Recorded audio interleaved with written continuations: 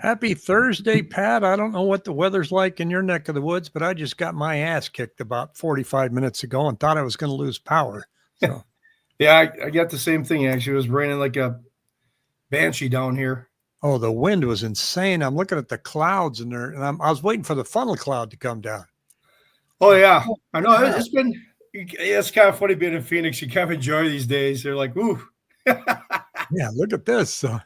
So I better today that we get this big wind and rainstorm than Saturday because you're going to be St. Patrick in the St. Patrick's Day parade again, right? Yep, I do my yearly St. Patrick Day duties. Now So you put on that outfit and you walk into some really nice pubs and you never have to pay for your own beer. nope. And so I looked up some pictures because I said, well, what kind of really nice pubs does Pat walk into? And I look at this one and I got to tell you, I can't see the pub at all. Yeah, it's a good day. I get accosted by women that day. That's for sure. Lord knows why. I mean, they all want to be around St. Patrick. I guess that's the key for you, Pat. Just age a few decades, and there you go. Yeah, but I pulled it up and go, well, I can't see the bar. I don't know what's going on here. That's I think Murphy's Law down in Chandler. But yeah, if I was as popular wearing that uniform every day, I probably I should wear it every day. Well, now I want the audience to know that you're going to be in the parade, and if they're there watching the parade, because they didn't do this last year, I'm going to keep asking every year. Make sure that you shout out, Pat, what's my rate? Yeah. So, you can hear it when you're walking around. Yeah. So I thought we'd start today about how we're stuck. Yeah. It's an interesting market. So we saw. Well, let me just put up some quotes here from the Cromford people. I know, and then let's job on about it when it comes up because they're saying money's been shifting away from stocks to the safer haven of treasury bonds, and stocks got their butts kicked this week. This market, bond prices go up, which means yields go down. The general theory is that mortgage interest rates are influenced heavily by the 10-year treasury note, followed by the yield on these T-bills has declined from a peak of 4.79 January 14th to 4.16 on March 3rd. Now, this should have generated a bigger drop in mortgage interest rates than it has. So they go on to say the problem is the gap between the 10-year T-bill yield and the 30-year fixed mortgage rate is still at a very high level. This is added by lenders because of perceived levels of risk in the market. I'm going to ask what you think about that. When the outlook is uncertain and choppy, they insist on a wide spread. Listings under contract have been tracked pretty close to last year's number. This is far from good. The last time we had listings under contract below the current levels was in early March, was in the year 2008. We're going to take a look at that. But we're looking at, the 10-year treasury and everything dropped. Why didn't rates go down? Well, I think bottom line, the short answer is, lenders, they're not going to give away their spreads. When the market's volatile, they're not going to jump on and reprice right away because, the problem is, the spread I think is about 2.3. It's like 179. It's around 2.3, 2.4. The spread. It's usually around 170. But bottom line is when it's volatile, bankers are not going to give away. They're not going to move. They do repricing during the day. During COVID, when we saw rates changing, we saw reprices like 4, 5, 6 times a day, just all over the board. And just lenders, can you imagine trying to price a product? Basically you're pricing your product on that given moment. So it goes up, it goes down. It's like you just have to, that's why you have the spread to obviously give yourself some room on the market because it's we were also discussing earlier too. It used to be that we would wait for the CPI numbers to come out, and if they were improved, then the rates would improve. And today and yesterday, the CPI numbers, all the inflation numbers are really good.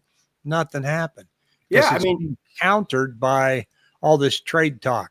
So you got tariff talk, CPI, and left hand doesn't know what the right hand's doing, so nothing's moved.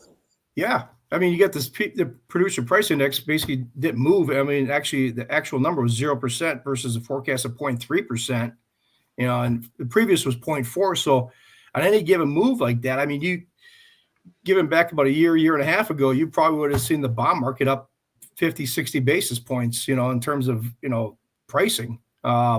It's just been flat. PPI comes out, PCE, CPI, any of these numbers are coming out. It's a very muted response nowadays because there's so much news out there. I mean, the market, you talk to anybody, I listen to these pundits on, these news, Fox News and what all over. And, none of them really know exactly what's going to make of the tariff. I mean, that's kind of what we're in limbo. I mean, just mumbling along like we've always been saying. Yeah, it's more of a long-term game. Cromford said they referenced 2008. Boy, here comes the rain again. I don't know if you can hear it. Here's sales per month, and we're right matching the last couple years. And I pulled up 2008, and yet 2008 was higher in sales per month. It's kind of confusing to me. So I looked up pending listings, and pending listings in 2000, we're right there with pending listings where we were in 2008. And I think that's what they're referring to in March. So we haven't been that low since 2008. And, whenever you say the year 2008, people are like, boy, I hope we get there again. And it's not so much the inventory number, the sales rate number, as much as it was that just banking collapsed. And if you were around in 2008, especially some of you that are younger and you're maybe looking to buy your first home, you don't want that to happen again because you won't be employed. I guarantee you. If we were to have that again, and because I remember going in, and I was in the bread business at the time, and I remember going out to go look at an anchor store, let's say a Target, and all the other stores, Pat, were closed. All of them. You go by restaurant, shut down. So you can say, yes, I want 2008 all over again. No, you do not. If you want another 2008 crash, we can't be friends. It's just very, but once again, I'm seeing data, and we've talked about, you and I have seen some articles where it's this one article from Scotsman Guide says, not good, not bad. Housing market is average. Yeah.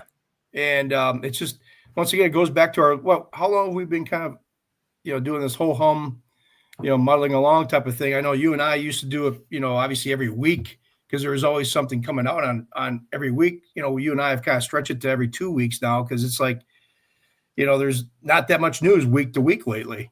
Yeah, I thought it'd be boring for the audience to get on and go, hi, we're back. Nothing changed. Goodbye. Yeah. Yeah. I mean, I know everybody wants clickbait, which we don't try to provide clickbait, just try to give it like it is. But, the rates, I mean, you look at it, you look at interest rates, they're stuck in this channel. I mean, mid sixes to low 7.25. I don't see anything in the horizon that's going to spike rates up. They might slowly muddle down like they have been. I mean, they're down, this rise right here from January 15th, the low, the Ginnie Mae, let's see, this is the Ginnie Mae 6. Okay, 6% coupon. Was 100, the low was 122. Now we're at 101.32. So we've gained about a point, like the last month, month or so, a little over a month. But rates have dropped from 7.8, down to around 6.5, 6 5/8. But it's funny how in my business everybody's been clamoring, oh my God, refinances. I mean, I can't get on the phone and tell somebody to try to change, to refinance them for a quarter or 3/8 of a point or half a point. I mean, it's got to be worth it in my book. Yeah, if you're refinancing because rates went to 7.3 to 6.7, you got bigger problems. Yeah, and there's people out there that do it, but I just don't think ethically it's the right thing to do for the client.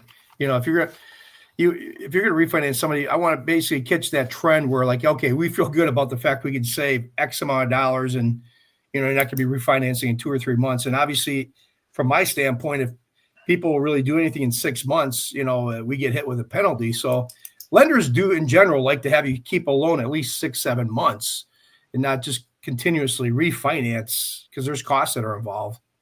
Well, the nice thing about it being, I mean, it's slow. There's no doubt it's slow.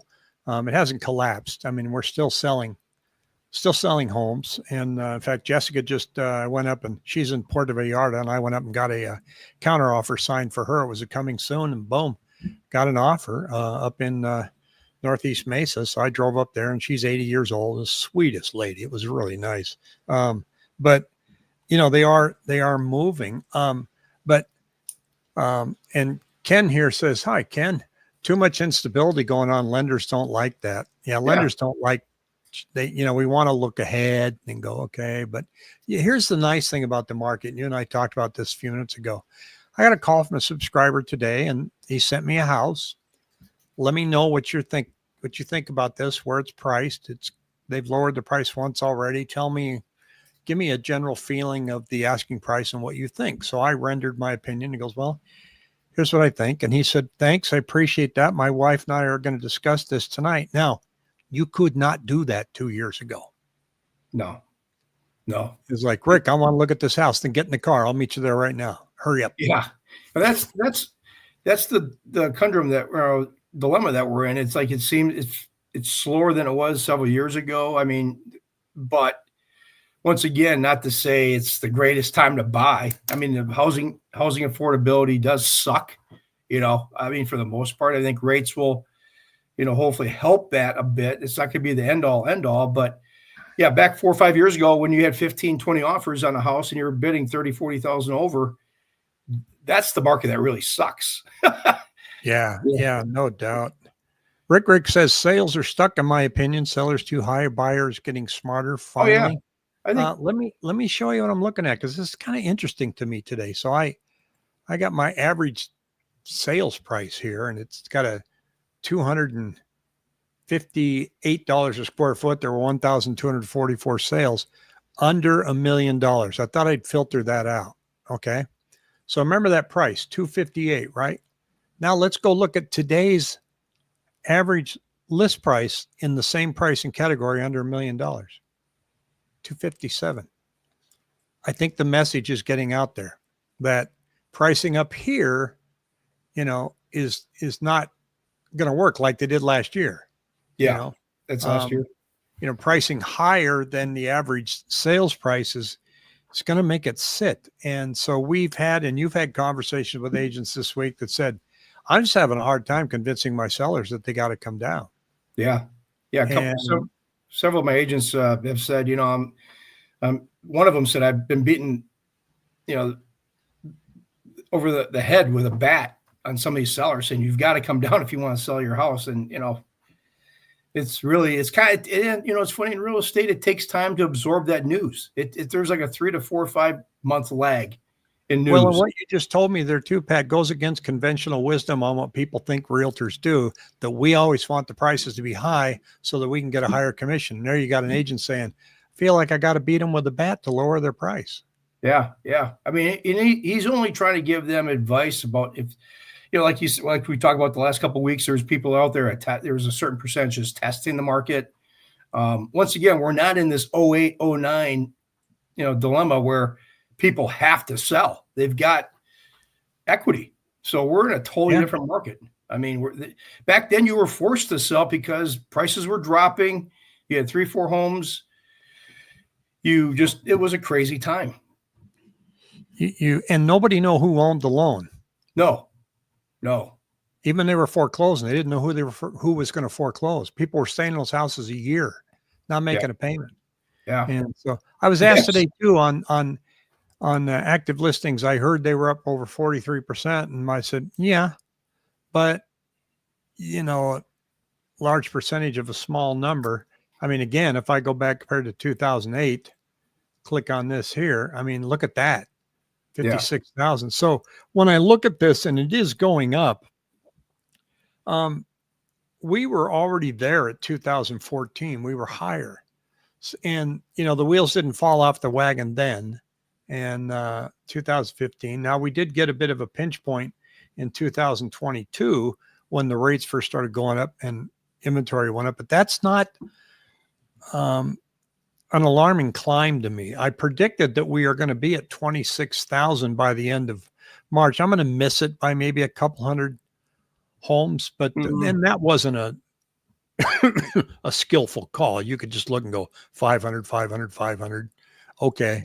I mean, and if rates come down, that would slim down a little bit, but you can see on the ticker down below on where we're at with our inventory numbers.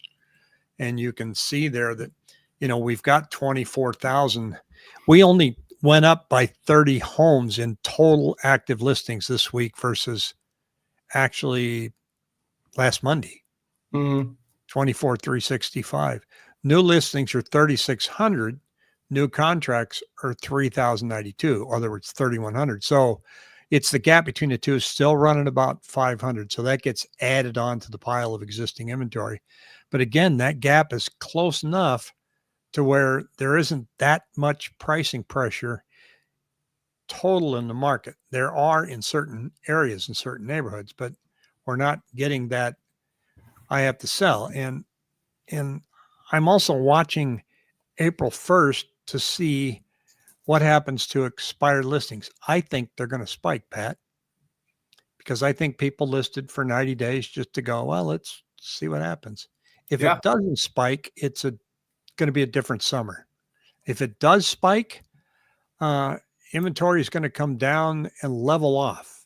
It's going to stay at about 24, 25,000. And you think we've been muddling along so far, just wait. And oh, great. Prices are definitely lower. We sold a house in Verrado 3 years ago, 525 in 7 days. That same house just sold for 485 and took 77 days. Yep.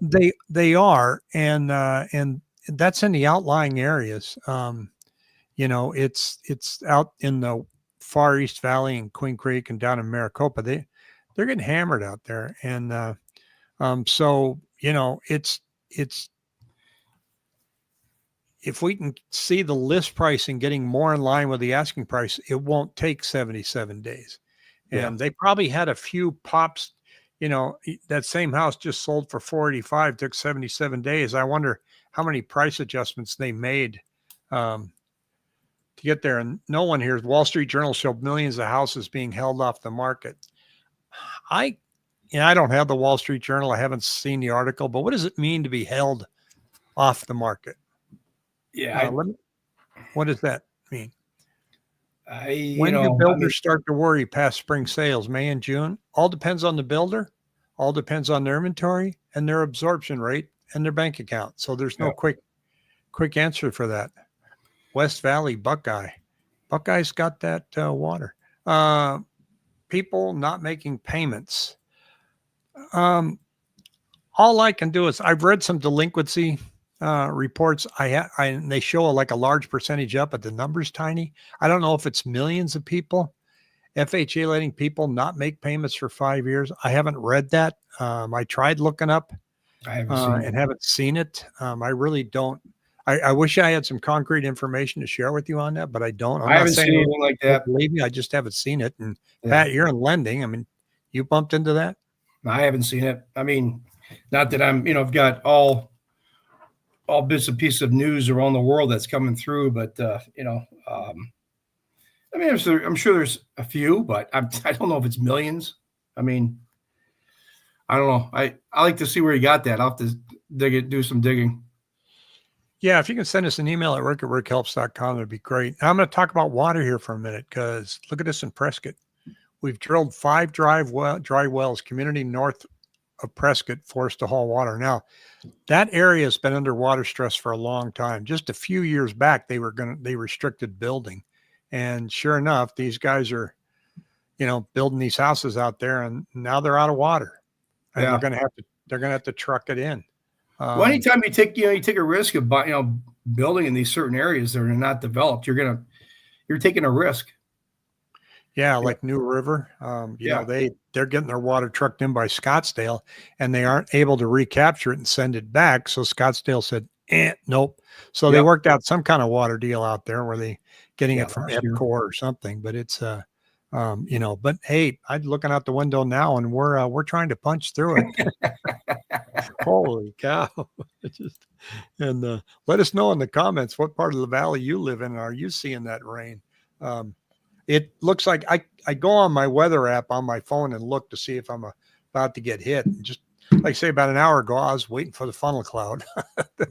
So I look at, I'm not exposed to as much stuff as I guess I'd kind of like to see, but you can get drunk on data here with I'm going to pull this up while I'm yakking, and here's foreclosures and foreclosures pending. Now that has just stayed down in the bottom here for forever, where this dot right here of 1200, and it's not, an alarmingly large number like it was in 2008. So you're looking at 1,200 homes versus 30,000.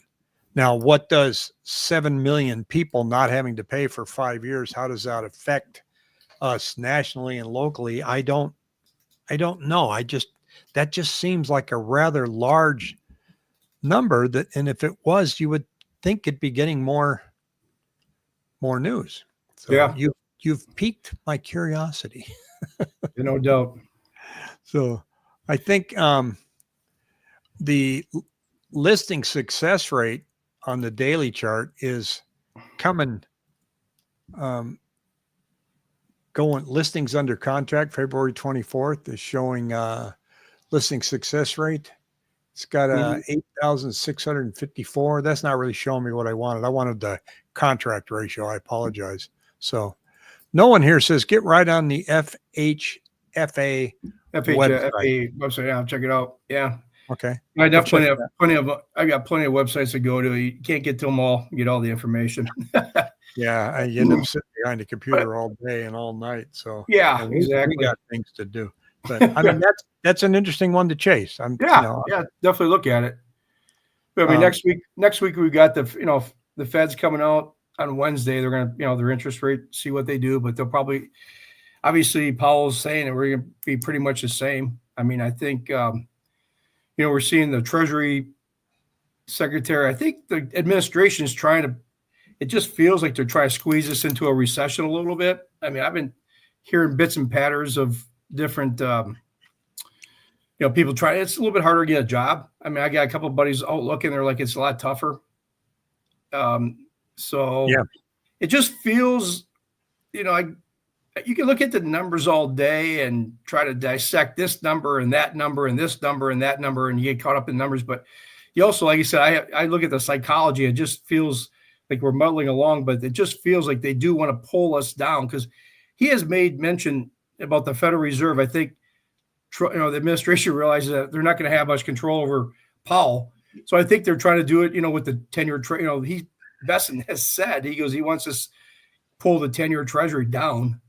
How do you do that? Recession. Well, it's only been a few weeks. I expect this to just be like a ping pong ball for a while. And until there's clear direction, even the tariff talk, it's on, now it's off. I put it on, put it off.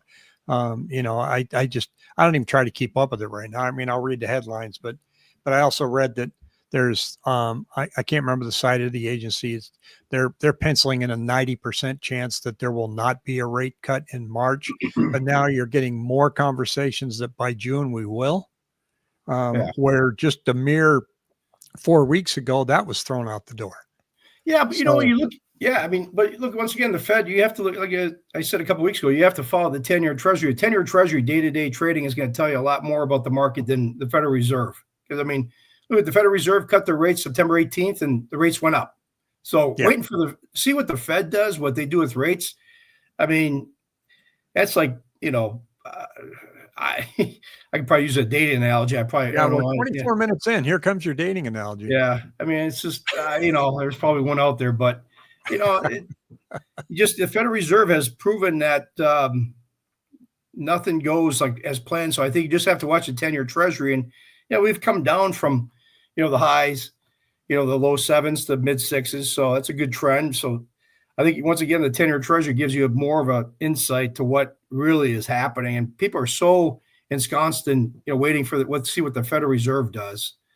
And can make your head spin. Says he's never going to vote again, ever. Who's that? It's a joke. Good. Rick says doesn't matter rate cut because credit cards still charge 22% or more. Yeah. Well, don't charge anything. Yeah. Defense fund said he would cut, and he is funding it just the same. So I'm not going to jump into that. But Yeah. I did pull up some over it. How old are you to be over it? I'm curious. I just pulled this up, and they have not updated this for a couple months, Pat. This is the Crawford Market Index, where the blue line is supply and the red line is demand. And I've said many, many times over that if the blue line starts pulling away from the red line, there's more pricing pressure on the downside. So that's happening now, but you can see demand is starting to creep up ever so slightly, but supply's outpacing it. And again, I'm going to go to April 1st. I think that may kind of stay at the level that it's out, but that right there in and of itself, because let's face it, real estate's just supply and demand. It's nothing else. Yep. It's just supply and demand. That I think is the best measure ever. And says here he's 48. You got a few good years left in you. 48. What I would pay to be 48 again. Yeah, but then when you're 80, you'll be what I'll pay to be 70. You know, we always pay to be. Yeah. So far, 70 hasn't been a good year for me. That's kicked in the pants.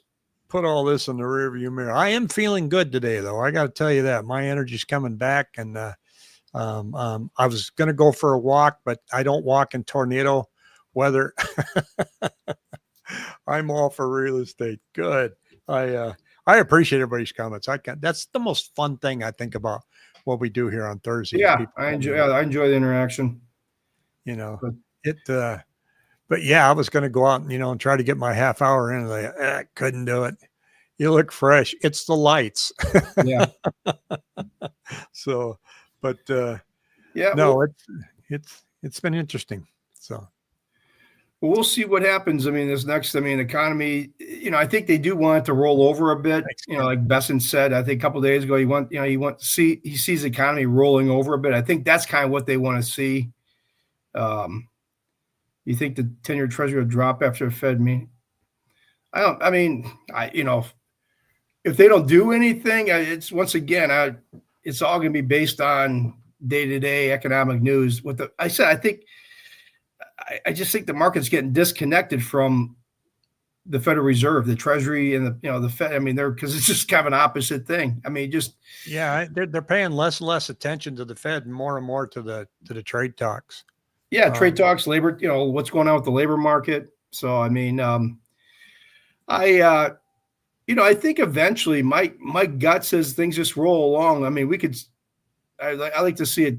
It's just funny how there's no trend. It's just kind of sitting here. We're in this 1-year channel, and eventually we might just slowly slip into the low sixes, and then I think that's where we're going to see some more activity pick up in the market. But once again, I've been pounding the table and sound like a broken record. I think that somebody really wants to take advantage of it. You got rates right now 6.5, and you do that 2-1 buy down. Buyers are giving concessions. Their prices are falling off a little bit. Certainly not. If somebody wants to get into something, you can lock in, 6.5. You got 4.5% starting rate on a 2-1 buy down. And so your average for 2 years is basically 5 3/4, on interest rate. So synchrony. Well, T. Adams here, he's got a comment. He goes, "Don't rent them out. They'll put on a moratorium." And he says that California has a new moratorium till July. Yeah, rent caps never work, especially for investors. But I think in this market, it doesn't pencil out trying to find something to buy and use as a rental. It still pencils out as a fix and flip. But I think the rental market's getting a little saturated. And from what investors tell me, they're having a harder time getting that math to work, buying homes to use as a rental. Yeah. But they're ringing my phone off the hook looking for fix and flips. We've got one that came on today. It's a townhome that we sold to an investor, and it got listed today. It's in Chandler, really good school district, 2-bedroom, 375. And they did a really nice job inside. And it's a 2-bedroom, and they didn't pour a lot of money into it, but they improved all new appliances in the kitchen, brand new washer and dryer, paint throughout, new light fixtures in the bathroom. and painted the cabinets, and it just came out looking like $1 million.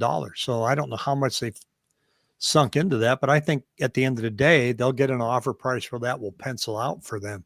If they wanted to rent it, I don't think they could have got the rent that they were hoping for. I think, that goes to a certain point. I think it's getting this with this market where it's been. I'm going to pose a question. Do you think it's harder to pencil stuff out on fix and flips and rentals? And I mean, well, fix and flips, you're buying distressed properties of Yeah. someone that just says, I just got to get up underneath this. So Yeah. that tends to pencil out. When you're doing a rental, you're usually not, you're getting something that you hope you can just fix up a little bit. Yeah. You're not going to do all soup to nuts, all new appliances. No, you're going to do what you kind of minimally have to do to get a renter in there. Yeah. And you're not getting quite the bargain that you get if there's a house that's really in distress. Yeah. So, and I think Adams could probably tell us that too. It's just, they're out there. But the only way I can find them, I don't bang the phones looking for them, but you just look in your neighborhood and go, looks like they're moved out, and you try to get a hold of the owner. And sub to rent and own is great. They're all out there. Sub to and rent and own. Don't hold and rent. So, boy, I'm seeing more and more of those build to rent communities around. Are you? A few. I'm not. Maybe I haven't noticed really. Well, I was down at Queen Creek last week. I drove by 3 of them. Well, I think there's one.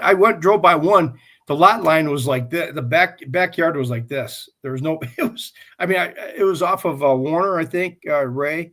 And I looked, and I'm like, the homes were literally this close together, and the wall, the backyard wall was like literally there was like 2 feet.